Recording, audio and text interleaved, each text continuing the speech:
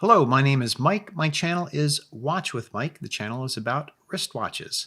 I've been tinkering with wristwatches and cleaning them and repairing them for a little over a year now, and I've recently been purchasing interesting, inexpensive watches to work on. One of my last videos was the $3 mystery box video, where I went into a jewelry store and they had a box of $3 watches. Well, I came home with 5 watches, and I'll put a link to that video up on the screen if you'd like to check that out. Well, I went back to the same jewelry store hoping to dig through the mystery box once again, but someone had purchased the remains of the entire mystery box. And I was a little bit disappointed, but she said, well, I have this one watch, and that's the watch that I have in front of me here. And it is, well, what is it? The brand is Glycine. Honestly, I had never heard of Glycine, but now that I've done some research on them, it is a Swiss manufacturer of watches. The company was established in 1914. In the 1930s, or actually in 1930, pretty early, they started mass producing an automatic watch movement. Glycine also in 1959 developed a technology for creating vacuum-sealed watch cases. So I just picked up this watch because I thought it was interesting. It wasn't running when I got it. Maybe jostling it in the car on the way home. When I got home, I took it out and put it on my desk, and I saw that it was running. Although I'll tell you, it's not running very well. Right now, I think I set it on time. It's either 5 minutes slow or it's 55 minutes fast. I'm not quite sure which direction it is running in error right now. So I took a closer look at this watch when I got it home, and honestly, I think I like the bracelet more than I like the actual watch. This is a Spidell expansion bracelet, and what I've found is that they clean up really nice. So I'm going to try cleaning up this bracelet. The watch itself it has very little information on the front. It just says Glycine. It is Swiss made. It has a little T next to the word Swiss made, which means that the lume is tritium. The dial, oh, I don't know. Is the dial in okay shape? Maybe. The crystal's in moderate shape. The dial seems to be in okay shape. The hands look like it's in okay shape. But what's not in good shape is the case. For starters, the crown is completely gone. Look at that, right behind my thumb. It's just a chunk of metal. And I've never seen that before. And then in closer examination, okay, right there, it looks like there's pieces of metal missing. Right in there. And so my guess is, well, maybe someone tried to pry off the back. Let me see if we can see it any better on that side. Now that side's fairly clean. Fairly clean, though, is an oxymoron on this watch because it is absolutely filthy. There is just gunk built up in the corners of the lugs, and we'll pull off this case, but it is just a disgustingly dirty watch. Okay, so you can see some of the schmutz coming off of it. You can get a better look now at what's left of the crown. And I don't even know if that crown tube is damaged. Let me see. Oh, yes, there it is. Let me point to this area right over there. You see right there? Looks like there's actually a chunk missing from the case. I have no idea what's going on with this watch. So I thought it might just be fun to take it apart. I'm not going to make any promises at this point about putting it back together. So let's dig in. Let's take it apart. First thing I'm going to do is remove the bracelet. Does it want to go? Try from that side. There we go. That's one. There we go. A piece of something just came out. Look at that. Yeah, maybe that's just part of that spring bar. Well, that spring bar looks whole. Oh, and here's the other spring bar. Yeah, yeah, I think that this must have been a part of that spring bar. Well, we're going to put these spring bars in our container of spring bars that are too disgusting to save. Here's the Spidell bracelet. And, I think that appears to either be drywall compound or cake icing. I'm not quite sure. Let me see. Buttercream. Okay, this watch it's very promising. Actually, what I liked about this bracelet was the end links. What I'll do next is I'm just going to do a light cleaning, just get some of the muck off of here. And now that we have access, we'll just go around here and clean. And as you can see, there's lots of good stuff coming off. So I'm going to pause camera and just scrape this down with the pegwood. And I'll rejoin you in just a minute once we get this cleaned up.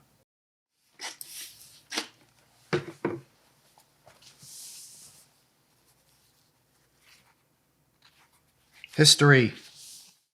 I'm going to try the yellow ball trick first. I don't think it's going to work just because it's so dirty and so stuck on, but let's give it a go. Oh, it came off. How do you like that? It worked. Yeah, it worked. Okay, here we go. First peek. Let me put it up on the throne to make the watch feel special. Let me check my focus. And can we read what's on the back? Let's see. If I angle it just so to that camera, it says waterproof, shockproof, stainless steel, Swiss stainless steel back, Swiss made, and if I go like this, looks like there's a serial number or model number. I have to tell you, the etched back, the etching is very, very thin. It's hard to read. And you see those lines. I wonder if someone didn't try to sand out this back to try to get that deep gouge out of there. I think that gouge is deeper than the writing on the case back. I'm not too worried about it. Okay, let's see what's inside. I'm curious. Do we need a biohazard suit? Oh! Oh, wow! The movement is all gold. Look at that.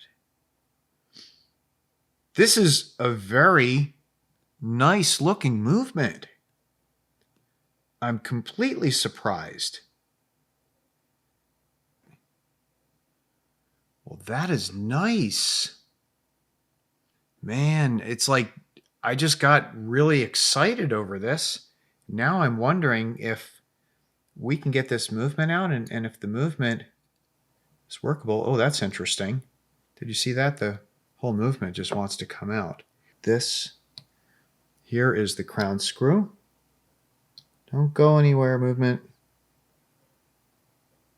Oh, look at that. Did you see the, I don't know if you could see it, but the crown just started to pop out all by itself. Come on. Yeah. Yep. Oh. I should mention that the watch did set. It sounded like it was winding, but that crown is a mess. Oh boy, but maybe it's just dirty and maybe I can get the remains of this crown off of the winding stem and replace it. Yeah, that's a really gnarly crown, but that movement is a looker. Okay, let's see, what do we do next? It looks like there's a movement ring, and let me see if we can slip the ring out. Okay, so there's the movement ring. We'll put that aside. That is very nice looking. Hey, let's see what the dial looks like. Let's see if we can tip the movement out of the case. And there's a little reveal. And what can we observe? So the dial has I'd call it a linen texture. It's vertical stripes in the finish. So the hour markers, gold hour markers, it looks like there's lume dots on the outside of the hour markers, and the lume dots are almost black. So I'm assuming that is lume gone bad. The markers appear to be gold. They're a little dirty, but they're not terrible. Interestingly, what is kind of terrible is the placement of the lume dots. So, for instance, look at the lume dot. Look at that marker at the 8. So there's the marker for the 8 hour, but the lume dot is half a minute shy of the actual marker. The dial's in pretty good shape. There's staining between the 5, 4, 3, and 2. I don't know if this is water damage, but it just might be, given that this is the stem side of the watch, and so given just how nasty this winding stem is, it's very possible that whatever caused the corrosion on that winding stem also caused a problem there on the dial. Okay, the train bridge, which is very nicely decorated, says Glycine Watch Co. 17, assuming 17 joules, unadjusted. ZOA on the balance. All right, cool. Well, I'm going to flip it over again, and let's remove the hands.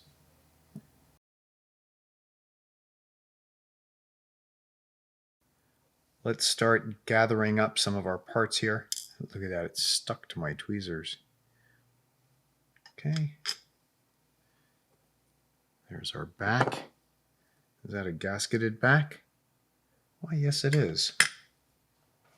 So, I have some new toys. We're going to try it out now for the very first time. Try it together. I have got these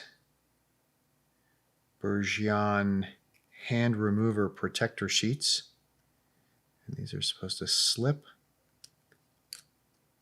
under the hands. Is that working?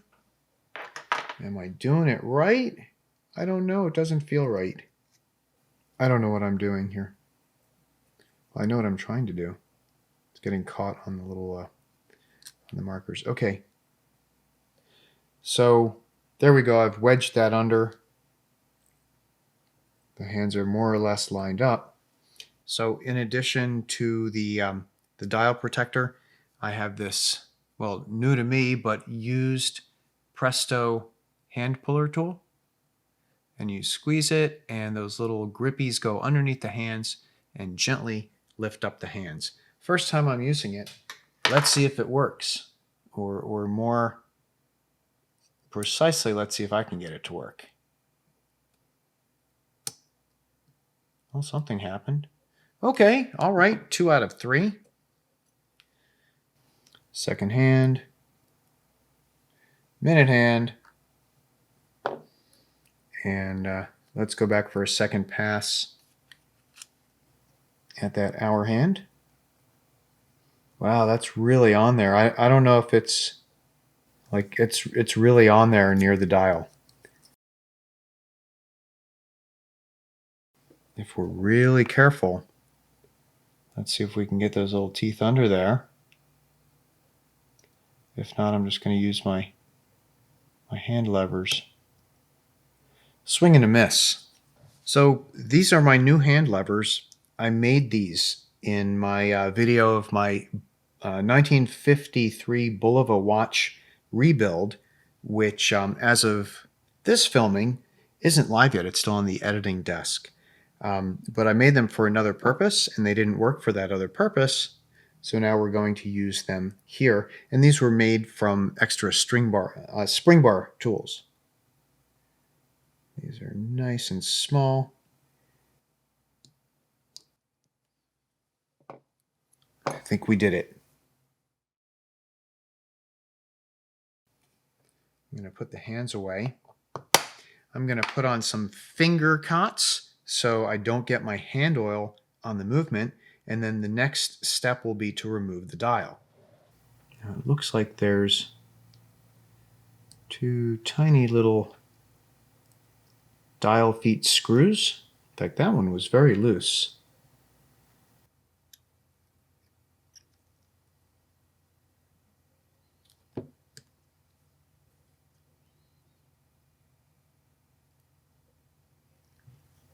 There we go.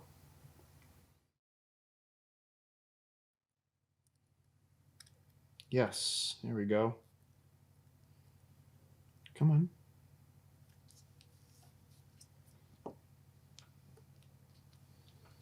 Drop away. Come on.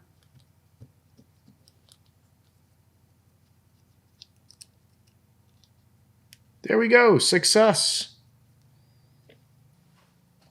So there's a look at the underside of the dial. There's that crazy ugly loom. The dial is not drilled through. If it was drilled through, it would have been easier to reloom, but it just looks like those dots are dabbed on.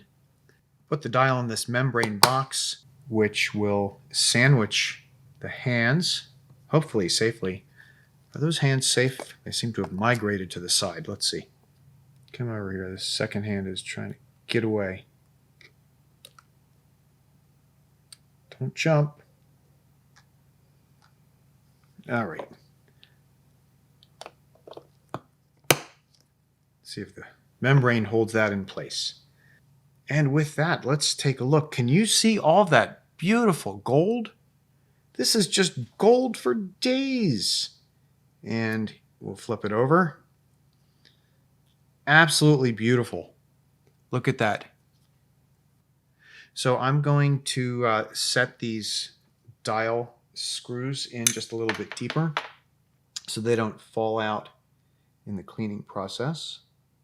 I know that it's probably, just gold plating and nothing that special, probably stainless steel, gold-plated stainless steel. But I just think that's beautiful. Absolutely blown away. It is one of the nicest movements in any of these, flea market or bargain watches that I've been purchasing. I want to see if there's any more marks underneath the balance, just to, find out what the movement is.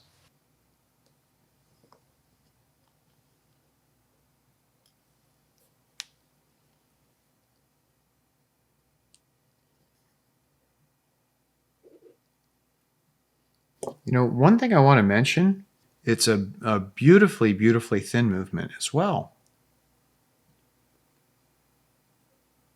Okay, where were we? Oh, that's right. I was taking off the balance. I got carried away. I just want to stare at it. I think that's part of the fun of this hobby. There we go. There's our pry point. Yes. It's actually a very thin balance bridge or balance cock. Okay, can we get it out?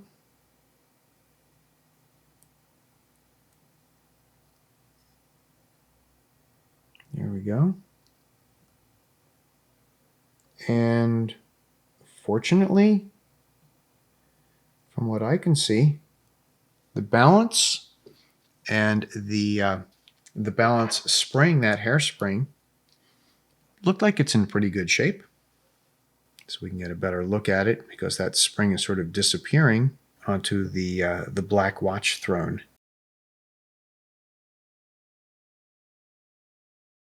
I think that hairspring looks pretty good. The coils are concentric. I don't see any kinks.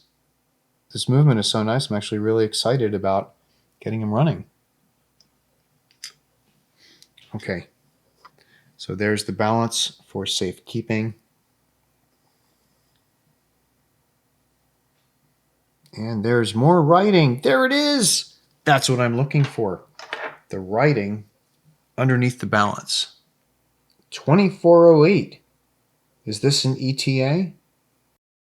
I think I will put the movement in a movement holder, and then I'll put it under the microscope and we can take a closer look at it. Okay, what does the microscope have to tell us? Well, it tells us some of what we've seen before. Glycine watch company, 17 joules unadjusted. And you really can get a good look there at those joules.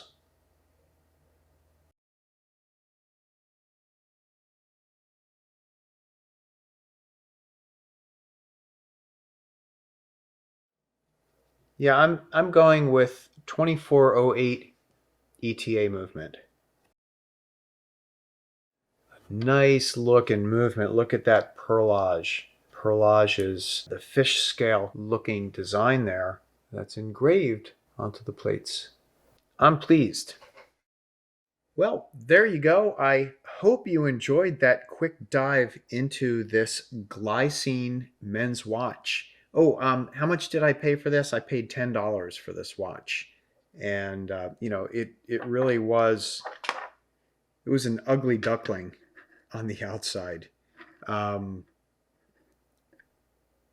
I kind of, when I took a closer look at it, I kind of had regrets. And now that I've opened it up, just wow. If I can't get the case serviceable, then maybe I can get a different case, and we can get this watch running, get it back to close to the performance that it used to have, and find it a new home if that means putting it in a new case. And the interesting thing for me is, if this is a 2408 ETA movement, perhaps there's other watch cases that are made to fit this movement. So that's part of the excitement for me. I don't know. This is so much of this is new territory for me, but I appreciate you joining me on the journey. It is a journey, and I'm just going to keep this conclusion to be continued. My name's Mike. The channel is Watch with Mike. If you like this kind of content, please give it a finger-codded thumbs up. Subscribe to the channel if you want more wristwatch content, and please leave your comments in the place below. Be good, be well, and be safe, and I look forward to our next time together. Bye-bye.